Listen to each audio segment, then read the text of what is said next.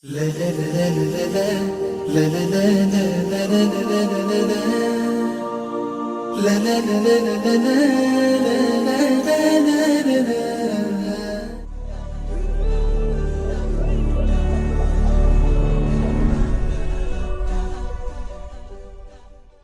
calculator up, and basically, where it says cash, that's just the first thing I wanted to ask you. You know where there's a common misconception that you have to have had everything for a year. Okay. That's wrong, isn't it? But once you've got to the nisab, and it's been a year after that, on the zakat day, whatever you have to do. Correct. That's correct. So say for example, today is my zakat day. Yes. And yesterday I got £1,000. Yeah. Salary. Yeah. Then I have to give zakat on that salary, right? Correct. So if today is your zakat anniversary date, for example, and you got your salary yesterday, then yes, you will have to include that in your zakat as well, a calculation of zakat.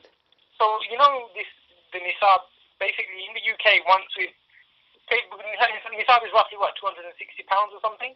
Currently, it's approximately just above £214. So £214 or more in cash. That's the nisab, yes. So say for example we have that our whole life, so we'll just always be over the nisab, won't we? Correct, yes. So I mean, you know the rulings where it says that if you fall under the nisab, then you go over the nisab. That doesn't really happen that much in the UK, or? Well, not necessarily. You may think that does not happen, but there are many people that they get the money, or money comes in, but they're spending it on a regular basis, and at the same time many people are in debt.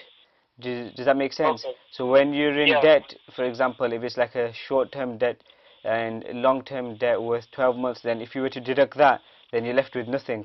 So it all depends on each and every individual. Basically, when you calculate it, it might tell you that you don't have to pay that. Yes, if you have put the right figures in. Stuff into the calculator. Yeah, if you put the right figures in, then yes, there's a chance that you may not be eligible to pay, depending on your liabilities, etc. So if you want me to... So basically, say for example, if I take today as my zakat day, so cash means anything I've got in all my accounts, paper money, is that basically it, or is anything else I need to?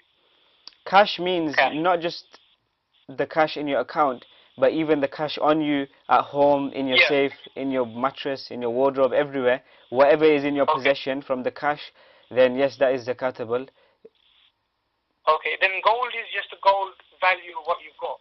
Gold, because you've got nisab equivalent of cash or more than nisab, so gold, whatever gold you've got, you will basically calculate the value of that, or find out the value of that in grams, and then what the value of that in cash you'll find out, and you will give 2.5% of the value of that. Does that make sense? So say for example, so on the calculator, say for example I've got £10,000 worth of gold. I've weighed it, and it's worth 10,000. So you just put 10,000 in there, right? In the calculator, just try putting the exact figures in whatever it asks. But you know, if specifically speaking, yes, it will be the same thing, because basically it's just £10,000 worth of gold.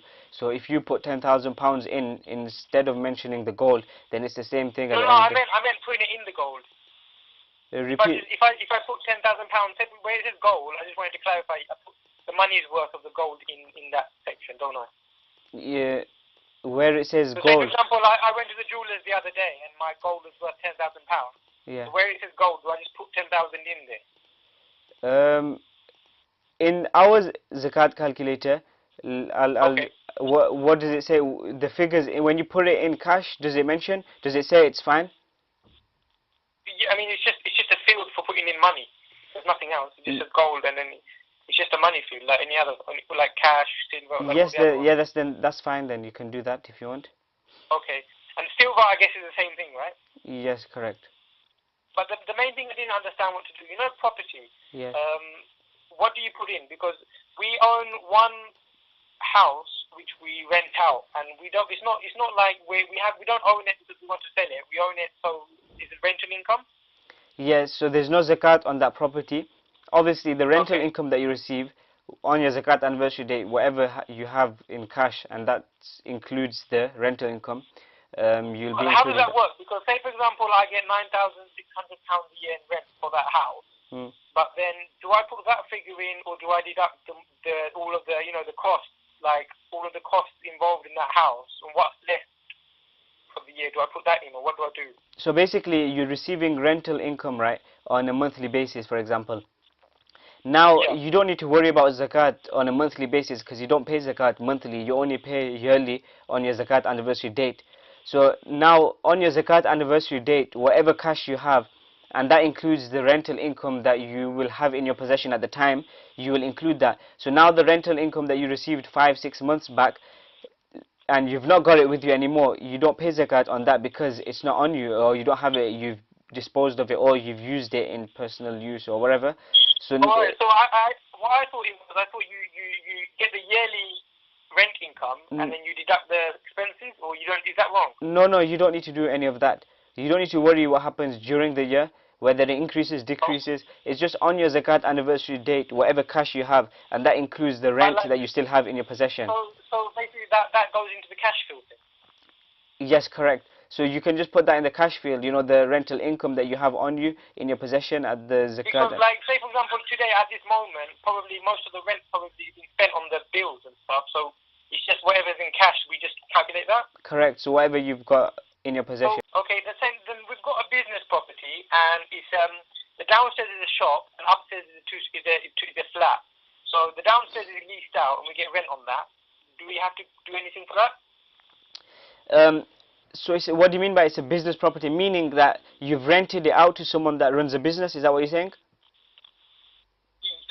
The downstairs is a shop. Is a shop. Is it your shop or is it someone else's shop?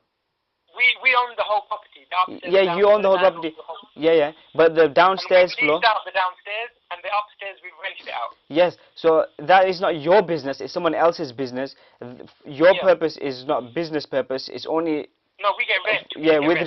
We're talking with regards to zakat. It won't be classified as a business asset. You're just receiving rent, so that doesn't matter. So is it the same thing, just cash? Yes, just cash. So there's no zakat on the value of the building, you know, the market value, etc. You just have to worry about the income that you're receiving through rent, the cash.